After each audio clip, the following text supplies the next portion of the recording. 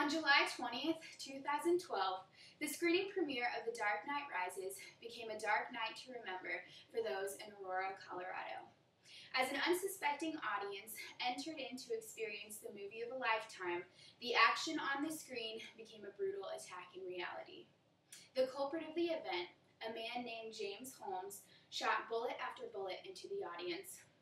12 people died that day, and 58 people were injured. Any tragedy such as this leaves one asking questions. How did it happen? Who on earth could do something like this? Where is he now?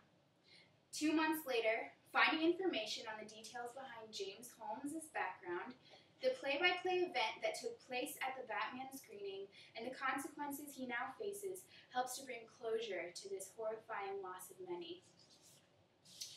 The first of these needed details focuses on the shooter, attempting to determine his motives, if any, to answer the big question of why. Why would anyone do such a thing? James Holmes was an intelligent graduate student studying for his PhD at the University of Colorado. With a focus on human genes in the School of Medicine, he seemed fascinated with the human brain and how it worked. He had always been seen as an outstanding, bright student with honors and scholarships and awards. And before this event, his arrest record was completely clean. At the time of the shooting, Holmes was in the process of withdrawing from neuroscience department at the University of Colorado. Neighbors reported him as living alone and keeping to himself. But one day, he broke like a straw under pressure. The second important aspect of this event is the process of how things actually happened that night. Having bought a ticket, Holmes easily entered into the theater, only to leave early on in the movie, leaving the emergency exit open for his return. He walked back into the theater wearing a helmet, a bulletproof vest, bulletproof leggings, a gas mask, and gloves. And on that return, he detonated multiple smoke bombs into the audience, disorienting his victims.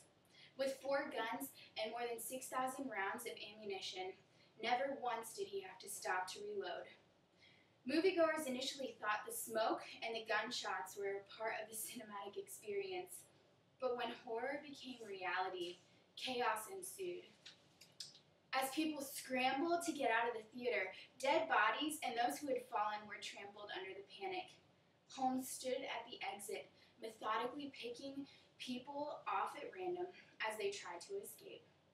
Within minutes of the 12:39 shooting, however, Holmes was apprehended by police forces at his car behind the theater.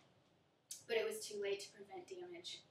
Holmes, referring to himself as the Joker, harmed or killed over 70 people and left an intensely booby-trapped apartment for the police to disarm before its detonation.